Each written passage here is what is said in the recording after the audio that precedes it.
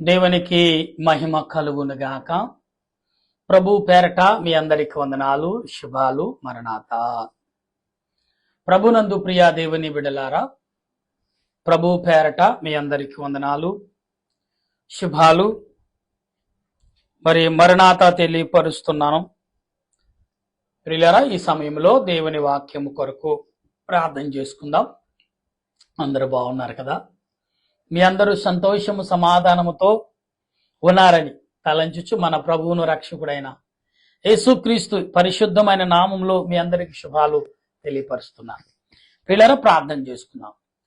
సర్వ సృష్టిని నీతిని పరిపాలించుచున్న సృష్టికర్తమైన దేవా, నీ కొందనాలు తండ్రి. ఈ సమయంలో నీ దాసుడిని నేను నీ లేఖనమును చేతపట్టి ప్రభా నీ ఎదుటికి చేరున్నాను. నన్ను నా తలంపులు మరుగు చేసి నీ వాక్యముతో నింపి, నీ వాక్యముతో బలపరిచి, నీవే మాట్లాడితే నువ్వు నాలో ఉండి నీ బిడ్డలతో మాట్లాడమని తండ్రి, నీ దాసుడైన నన్ను నీ సిలువ చాటును మరుగుపరచండి. ఎందుకనగా దేవా, నేను మాట్లాడితే ఎవరికి అర్థం కాదు, నా మాటలు ఎవరు వినరు, శ్రద్ధ పెట్టరు. దానికి నీవే మాట్లాడే నీ లేఖనము ద్వారా బయలుపరచమని, నీ దాసుడైన నన్ను నీ సిలువ చాటును మరుగుపరిచి నీ మహిమ పొందమని ప్రభువును రక్షకుడైన క్రీస్తు నామం అడుగొచ్చున్నాను పరమ తండ్రి. ఆమేన్. దేవుని సహాయము తోడుగా ఉండి ముందుకు నడిపించును గాక. ఆమేన్. ప్రియులారా, ఈ ఉదయ కాలములో సుమారు మనం నిన్నటి కాలములో 19-20 వచనాల వరకు వివరించుకున్నాం. ఈరోజు 20 వచనములో మాట్లాడుతున్న అపోస్తలుడైన పౌలు అని ఇక్కడ కొన్ని విషయాలు తలంచుచున్నారు. ప్రియులారా, మనం గమనించినప్పుడు అపోస్తలు చేతులించుట వలన పరిశుద్ధాత్మ వారికి కనపడి సీమోనును చూచి, వారి ఇచ్చట దైవ్యమును నేను ఎవరి మీద చేతులుంచుదునో వారు పరిశుద్ధాత్మను పొందినట్లు ఈ అధికారము నాకు ఈడని అడిగెను. అందుకు పేతురు, నీవు ద్రవ్యమిచ్చి దేవుని వరము సంపాదించుకుందు అనుకునువా? తలంచుకున్నందున నీ వెండి నీతో కూడా నశించును గాక. నీ హృదయము దేవుని ఎదుట సరైనది కాదు గనుక ఈ కార్యమందు నీకు పాలు పంపవలేదు. కాబట్టి ఈ నీ చెడుతనమును మారు మనసు ప్రభువును వేడుకునుడి. ఒకవేళ నీ హృదయాలోచనలు క్షమింపబడవచ్చు.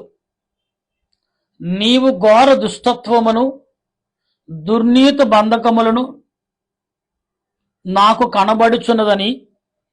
అందుకు సీమోను, మీరు చెప్పిన వాటిలో ఏదీను నా మీదకు రాకుండా మీరే నా కొరకు ప్రభువుని వేడుకునుడని చెప్పెను. అంతటా వారి సాక్ష్యమిచ్చుచు ప్రభు వాక్యము గురించి యెరూషలేమును విడిచిపెట్టుచు సమరయుల అనేక గ్రామములు సువార్త ప్రకటించ వచ్చిచిరి. ప్రభువు దూత, నీవు లేచి దక్షిణముగా వెళ్ళి యెరూషలేము నుండి గాజాకు పోవు అరణ్య మార్గమును కాసుకుమని ఫిలిప్పుతో చెప్పగా అతడు లేచి వెళ్ళెను. అప్పుడు ఐథియోపియా రాణి అయిన కండాకై మంత్రి అయి ఆమె యొక్క ధనాకారము అంతటి మీదను ఐథియోపియుడైన నపుంసకుడు ఆరాధించుటకు యెరూషలేమునకు వచ్చింది.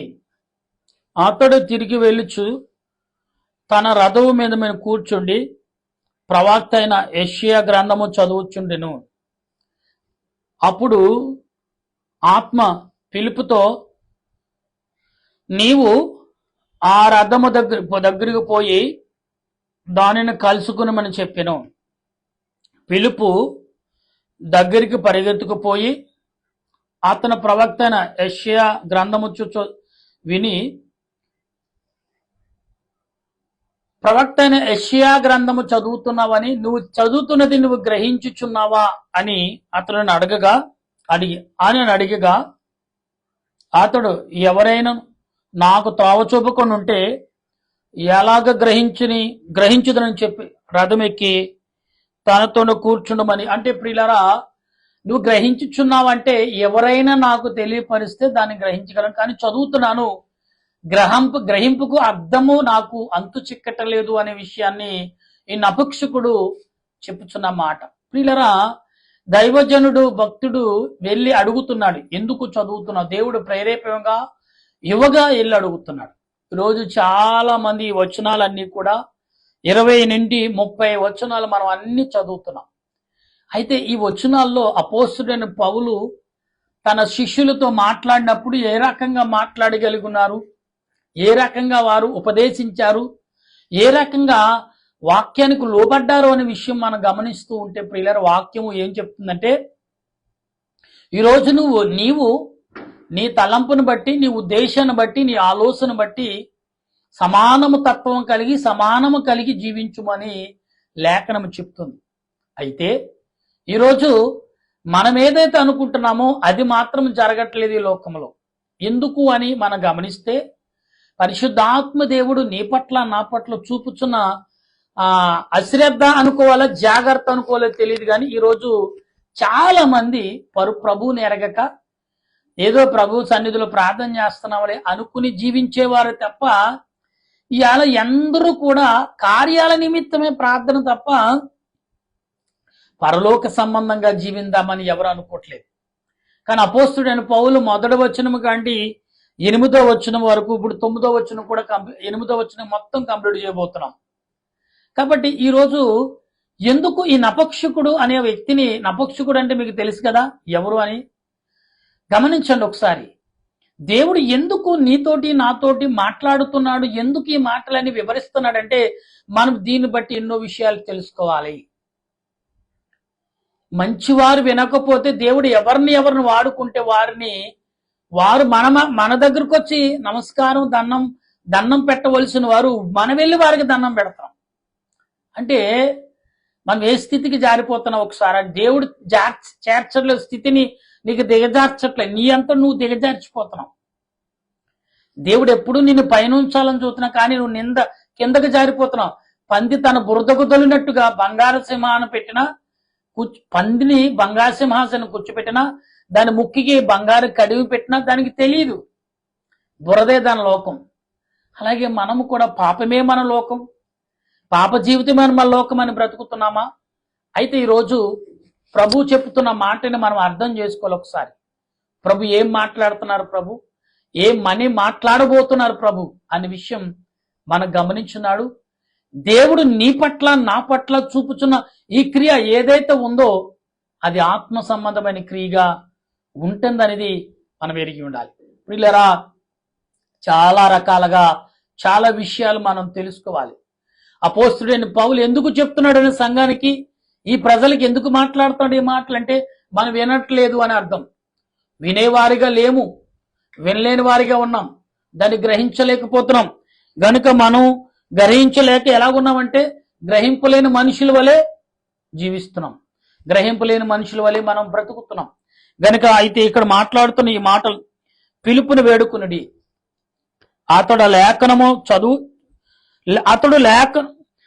పిలుపుని వేడుకున్నాడు నపుంసకుడు. అతడు చదువుతున్న లేఖన ఏమనగా,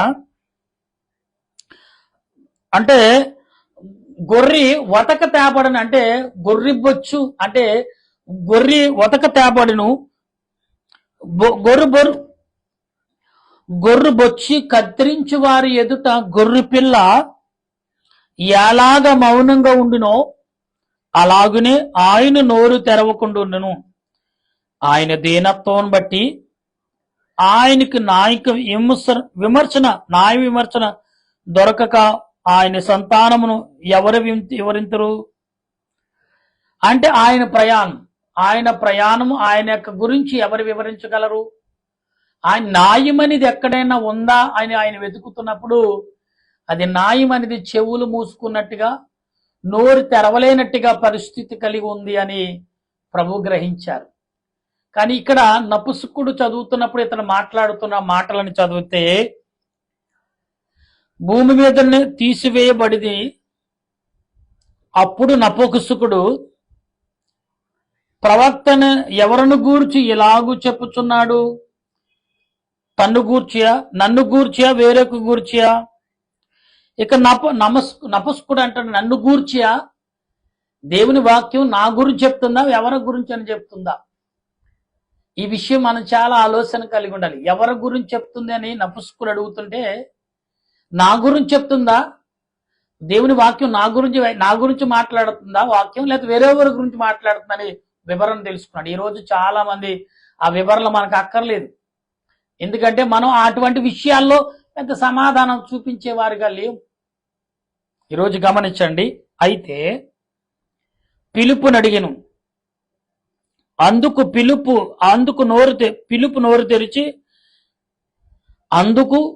పిలుపు నోరు తెరిచి ఆ లేఖనమును చదివి అతనికి యేసును గూర్చిన సువార్త అతనికి బోధించెను.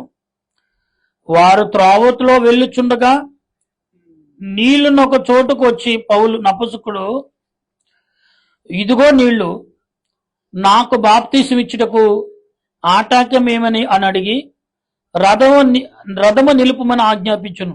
పిలుపు, నువ్వు పూర్ణ హృదయముతో విశ్వసించిన ఎడల పొందవచ్చునని చెప్పెను. అతడు యేసుక్రీస్తుని దేవుని కుమారుణ్ణి విశ్వసించుచున్నానని ఉత్తరమిచ్చెను.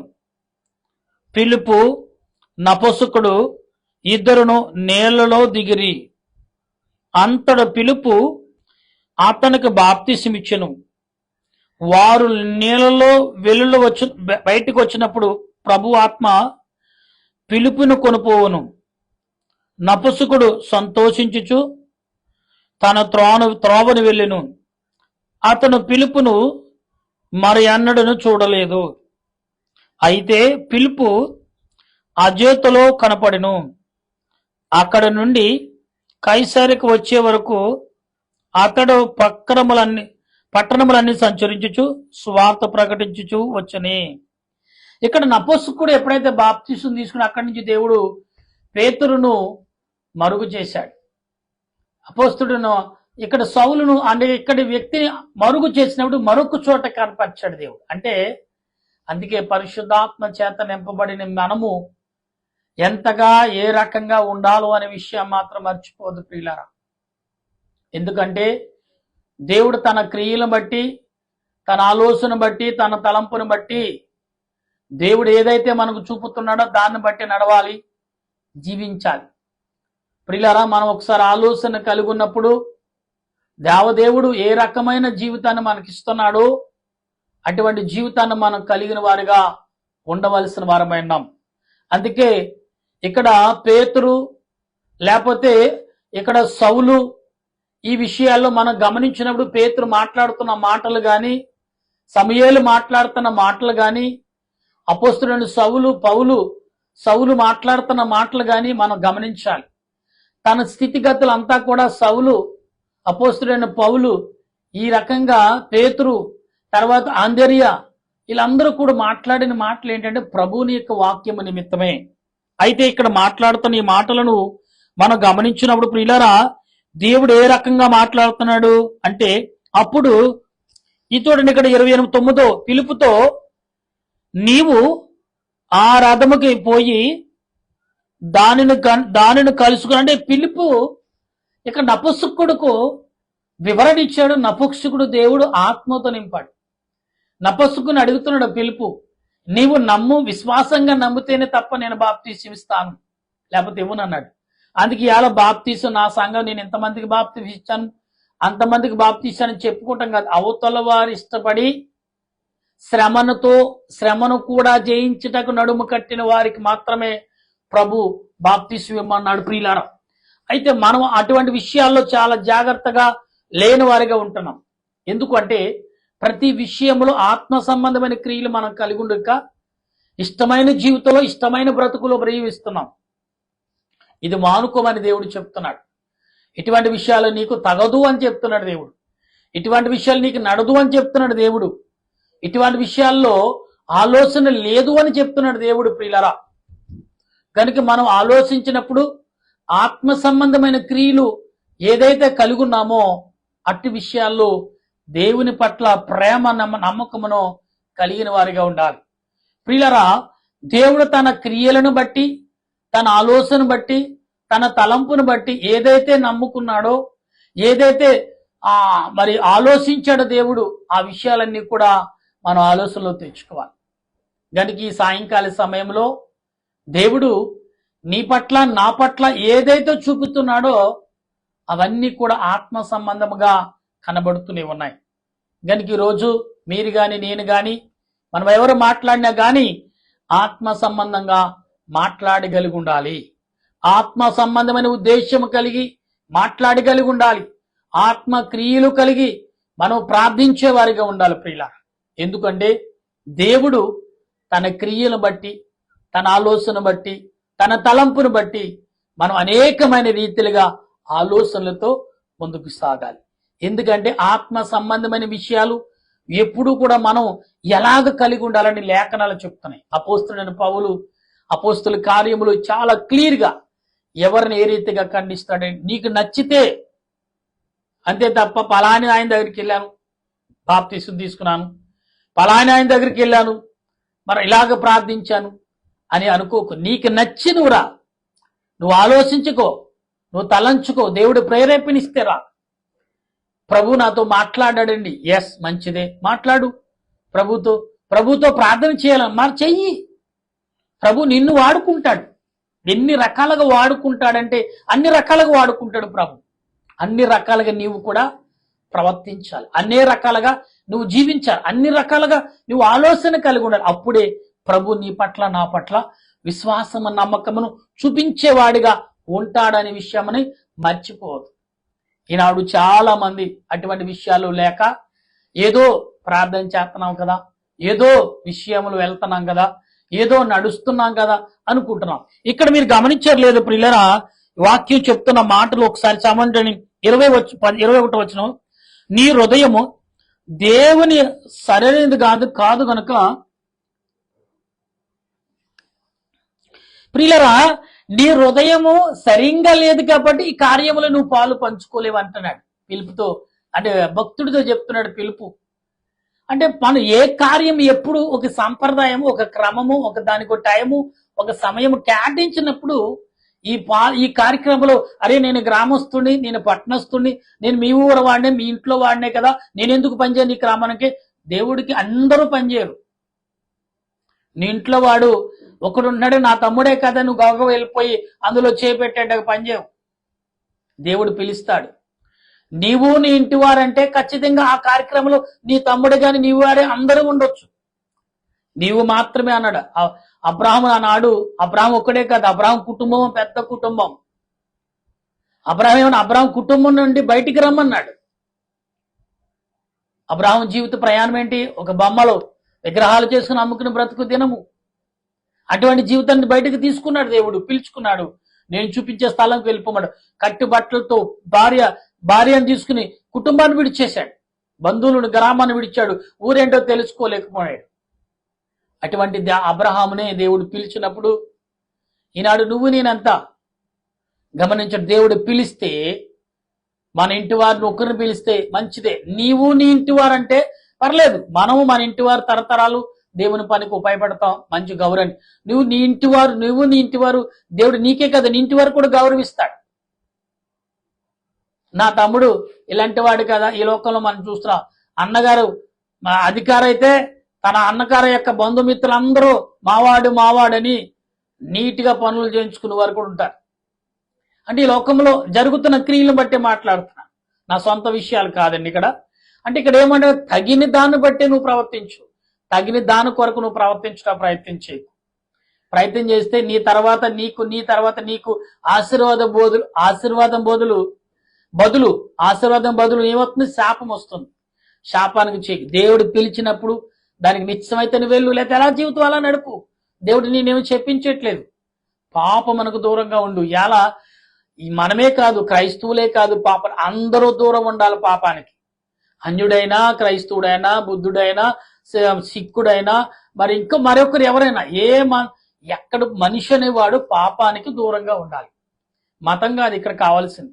ఇక్కడ ఏమంటున్నాడంటే మరలా, కాబట్టి ఈ నీ చెడుతనం మానుకుని మారు మనసు నుండి ప్రభువుని వేడుకునుడి. ఒకవేళ నీ హృదయాలోచనను క్షమింపబడవచ్చును. ఏమంటున్నాడు? నీవు ఎప్పుడైతే ప్రభువును ఎదుర్కొన్నావో, 23వ వచనంలో మాట్లాడుతున్న ఈ మాటలని, ఎప్పుడైతే నువ్వు ప్రభువుని ఎదుర్కొంటున్నావో, 21, 2, 23 అనే మాటలు చెప్తున్న మాటలు ఏమంటే, నువ్వు ఎప్పుడైతే ప్రభువుని ఎదుర్కొని మనసు మార్చుకుని ప్రభువుని ఎదుర్కొంటున్నావో, సౌలు పౌలుగా ఎలా మారాడు అలా మారచ్చు. సౌలు మారడు అనుకున్నాడు, అందుకే సౌలుని అందరిని వాడుకున్నారు. కానీ సౌలు మారిన తర్వాత సౌలు అందరిని వాడుకున్నాడు. ఇతన్ని అందరు వాడుకున్నాడు పౌలుగా ఉన్నప్పుడు, కానీ తిరగబడ్డాడు ఇతను. అంటే తిరుగుబాటు అంటే అందరినీ ప్రభు వద్దకు పిలవటానికే, చేర్చడానికి పని కట్టుకున్నాడు ఆయన. ఈరోజు నువ్వు అటు పనులు ఉంటే దేవుడు ఖచ్చితంగా పిలుస్తాడు. ప్రియులరా, చాలా మంది దుర్మార్గుడు అంటాం. కానీ ఏదో ఒక రోజు ఆ దుర్మార్గుడు మంచివాడిగా మారితే, అతడు చేసే కార్యాలు చూస్తే, అతని జీవితంలో 10 సంవత్సరాలు మిగిలి ఉండొచ్చేమో. అతని జీవిత సంవత్సరంలో 15 సంవత్సరాలు మిగిలి ఉండటం లైఫ్ లో. కానీ ఆ 15 సంవత్సరాలు చేసినది తరములు, తన తర్వాత వచ్చే తరములు అన్నిటికీ కూడా ఆశీర్వాదం సమకూర్చుకుంటున్నాడు. అటువంటి ఆశీర్వాదం నీకుందా? అబ్బాయి లేదు, నా కుమారుడు తర్వాత నా కుమారుడు తర్వాత కుమారుడు అనుభవించాలి. ఏంటి అనుభవించింది? పాపమా? ఆస్తి అంతస్తులా? ప్రియులరా, అందుకనే మొక్కై వంగనిది మానై వంగున అన్నాడు. ఒక సామెత ఉంది మన దేశంలో, సొమ్మొకటిది సోకొకటిది. ఇలాంటి విషయాలు ఎందుకు సామెతగా చిటకాలుగా ఎందుకు వాడుతున్నామంటే, సొమ్మొకటి సోకొకటిది అంటాడు. తల్లిదండ్రులు అత్తమామలు కష్టపడి కూడగడతాడు, ఎవడో వస్తాడు కూతురుని పెళ్లి చేసుకుంటాకు, లేకపోతే ఎక్కడి నుంచో కొడుకు ఒక అదృష్టంగా పుడతాడు. కొడుకే కదా అనుకుంటాడు, మొత్తం ఉన్నదంతా కూడా ఏం చేస్తాడు? సంపాదించి కూడకొచ్చినంత అంటే ఖాళీ చేసి రోడ్డు మీద నిలబెడతాడు. జాగ్రత్త. అందుకే బాధ్యత కలిగి కొడుకు పుట్టినా, అల్లుడు వచ్చినా, ఎవరు వచ్చినా బాధ్యత కలిగి మనుషుల్ని ఎంచుకోండి. బాధ్యత కలిగి దేవుడు బిడ్డల్ని మనం కోరండి. బాధ్యత కలిగి మా బిడ్డలను పెంచాలని ఆశ కలిగి ఉండండి. అప్పుడే దేవుడు నిన్ను, నన్ను, మనందరిని కూడా ఏం చేస్తాడు? బలపరుస్తాడు. గనుక మనం ఆలోచన కలిగి ఉన్నప్పుడు, అటు ఆలోచనలో జాగ్రత్తగా ఉండినప్పుడు మనం ఖచ్చితంగా ఆత్మ తలంపులు కలిగి ప్రార్థన చేసేవారిగా ఉంటాం. గనుక మనం చాలా విషయాల్లో అనేకమైన రీతిగా మాట్లాడుతూనే ఉంటున్నాం. ప్రియులరా, ఒకసారి మనం ఆలోచన కలిగి ఉండాలి. ఇక్కడ ఇంకో మాట ఏమంటాడు 23వ వచనములో, నువ్వు ఘోర దుష్టత్వంలో దుర్నీతుల బంధకములో ఉండునట్లు ఈయన ఘోరమైన జీవితంలో దుష్టత్వంలో నువ్వు ఉన్నట్లు నాకు కనబడుతుంది అన్నాడు ప్రభు. అప్పుడు పిలుపు అడుగుతున్నాడు, ఇలాగా ఉన్నారా? అవును. ప్రియరా, మనం ఎందుకున్నా అంత ఘోరమైన స్థితిలో ఎందుకున్నాం అంటే, ఇక్కడ ఏమంటున్నాడు? అందుకు సీమోను, మీరు చెప్పిన వాటిలో ఏది నా మీదకు రాకుండా మీరే నా కొరకు ప్రభువుని వేడుకునేడని చెప్పాను. అంతటా వారి సాక్ష్యమిచ్చుచు ప్రభు వాక్యం బోధించి యెరూషలేముకు తిరిగి వెలుచు సమరయుల అనేక గ్రామములో సువార్త ప్రకటించొచ్చి వచ్చిరి. ప్రభు దూత, నీవు లేచి దక్షిణముగా వెళ్ళి యెరూషలేము నుండి కాజాగు పోవు అరణ్య మార్గమును కాసుకోమని పిలుపుతో చెప్పగా అతడు లేచి వెళ్ళును. అంటే ప్రియులారు, ఇక్కడ మనం ఆల్రెడీ ముందు చదువుకున్నాం, నపుంసకుడు ఆత్మ తలంపులు ప్రేరేపణ కలిగి ఉన్నాడు. దేవుడు ఒక సాక్షిగా నిలబెట్టిపోతున్నాడు. కాబట్టి నీవు గాజా యొక్క పొలుమూరులోకి వెళ్ళి కాసుకును. నపుంసకుడు అప్పుడు రథాల మీద నుంచి వెళ్ళిపోతున్నప్పుడు అతడు ఒక గ్రంథం ఉంది, ఆ గ్రంథం చదువుకుంటాడు. అప్పుడు అతడు వివరణ ఇవ్వటానికి దేవుడు పంపించాడు. పిల్లరా, మన పిలుపును ఈ విషయాలన్నీ కూడా దేవుడు వాడుకున్నాడు. కానీ ఎప్పుడైతే ఆ నపుంసకుడుకు బాప్తిసం ఇచ్చాడో పిలుపు మరుగైపోయాడు. అక్కడ మరొక రాష్ట్రానికి, మరొక దేశానికి దేవుడు తీసుకెళ్లి సువార్త ప్రకటించుకున్నాడు అనుకోండి. అయితే మనము ఈ వేళ నపుంసకుడు అంటే మీకు తెలుసు కదా, ఎవరు? వివాహం చేసుకోలేడు, కుటుంబంతో గడపలేడు, నపుంసకుడు. ఊరు బయటికి నపుంసకుడు అంటే మన తెలుగు భాషలో మీన పదం పలకలేని కానీ మీకు అర్థమవుతుంది, నపుంసకుడు అనే పదం. ప్రియులరా, ఇటువంటి వారు కూడా ఈనాడు సువార్త ప్రకటిస్తూనే ఉన్నారు. మీకు తెలుసు, ఒక లేడీగా ఉండి నపుస్సుకుడు అనే ఒక పేరు కలిగిన ఒకరు సువార్త ప్రకటిస్తారు. అనేక దేశాలకు సువార్త ప్రకటిస్తుంది. అయితే ఈ మాటను ఎందుకు చెప్తున్నా అంటే నపుస్సుకుడు అనే వివరణ మీకు తెలియాలని ఈ మాట మీకు చెప్తున్నాను. కాబట్టి గమనించండి, దేవుడు మనుషులు మనం సహకరించకపోతే ఏమైనా అటు ఇటు కాని వాళ్ళు ఏదికి కాని ఉపయోగపడిన వాళ్ళు కూడా తీసుకొచ్చి నిలబెడతాడు. అందుకే చెప్తున్నాను, గుడ్డివాడి చేత సువార్త ప్రకటించిన దేవుడు, మూగవాడి చేత గొప్ప క్రియలు చేసిన దేవుడు, ఏమంటే అవయవాలు సరిగ్గా లేని వాడి చేత సువార్త ప్రకటిస్తాడు. ఇప్పుడు అతను 56-70 దేశాలు తిరుగుతున్నాడు. కాళ్ళు లేవు, చేతులు లేవు, ఖాళీ మొండబోట ఉంది, చిన్న కొంత శరీరం. తీరా చూస్తే 2.5 అడుగులున్న ఆ దేహమే కనపడు. దాంతో నోరు ఉంది కాబట్టి ఆ నోటుతో ఎన్ని రకాలుగా చెప్తున్నాడో ఆయన. దేశాలు సంచరిస్తున్నాడు, పేదవారికి సాయం చేస్తున్నాడు. గమనించండి ఒకసారి. ఏమన్నా తెలుసా, అన్ని ఉండి మీరు చేయలేకపోతున్నాడు, ఏమీ లేని నేను చేస్తున్నాను, రండి నాతో పయనం చేయండి అని అనేకులను కూడగడుతున్నాడు. ఈరోజు నీవు నేను మనమందరం ఆత్మ సంబంధంగా నడుస్తూ దేవుని సన్నిధిలో ప్రార్థన చేయగల కృపను పరిశుద్ధాత్మ దేవుడు మనందరికి అందించి ప్రార్థన చేసే కృపను దేవుడు దయచేయను గాక. ఆమేన్. ప్రార్థన చేద్దాం. దయగల మా తండ్రి నీ కొందనాలు, ప్రేమగల రక్షకానికి స్తోత్రాలు, సర్వోన్నతుడానికి స్తుతులు చెల్లిస్తున్నాను. సమయంలో నీ వాక్యమును బట్టి నీ ఆలోచన బట్టి మేము మాట్లాడుచుండగా నీ సన్నిధి కాపుదల, నీ ఆలోచన క్రియలు మాకు దయచేసి మా దేశ ప్రజలకు, మా దేశ నాయకులకు, మా దేశ పెద్దలకు సమకూర్చండి, ఆదరణ దయచేయండి, నీ ఆత్మతో నింపండి, నీ మేలుతో సమకూర్చి నడిపించమని ప్రార్థన చేస్తున్నాను ప్రభువా. ఓ దయగల తండ్రి నీ కొందనాలు, స్తోత్రాలు చెల్లిస్తూ నీ వాక్యము చేత నింపి బలపరిచి మహిమ పొందమని ఆత్మరూపు రక్షణకర్త అనే దేవదేవుని నామములు అడుగుచు బ్రతిమాలుచున్నాను, ప్రార్థిస్తున్నాను ప్రభా. ఈ సమయంలో తండ్రి ఎవరైతే నాయన మిలిటరీ వారు, పోలీస్ శాఖ వారు, డాక్టర్లు, నర్సులు, పారిశుద్ధ వారు, కార్మికులు, రైతులు, నీటి మీద నేల మీద పనులు చేస్తున్నారు, ఎవరైనప్పటికీ నువ్వు తోడై నీ ఆత్మతో నింపి బలపరచు నడిపించును గాక. గర్భిణీ స్త్రీలకు సులువైన కానుపు కలుగును గాక. తల్లి బిడ్డకు క్షేమము కలుగును గాక. గుడ్డివారు, చెవిటివారు, మూగవారు, వికలాంగులు, అవయవాలు సరిగ్గా లేనివారు, అనాథులుగా, అభాగ్యులుగా బ్రతుకుతున్న వారికి నీవే ఆదరణ, ఆత్మ తలంపులు కలుగును గాక. దేవా, వివాహం కావలసిన వారికి వివాహం జరుగును గాక.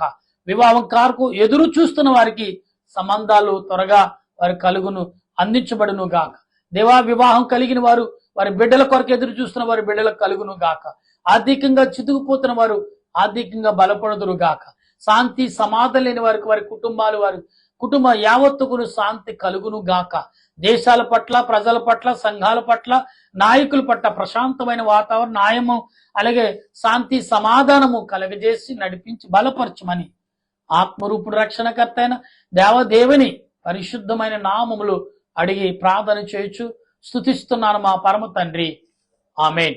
మన తండ్రి అయిన దేవుని కృప, త్రియేక దేవుని సన్నిధి, పరిశుద్ధాత్మిక ఆదరణ, సహాయం ఇప్పుడు ఎల్లప్పుడు పరలోక యొక్క ప్రార్థన నడిపింపు సదా మనకు తోడుగా ఉండి నడిపించును గాక. ఆమేన్, ఆమేన్, ఆమేన్. మీ అందరికీ వందనాలు. మరణాత.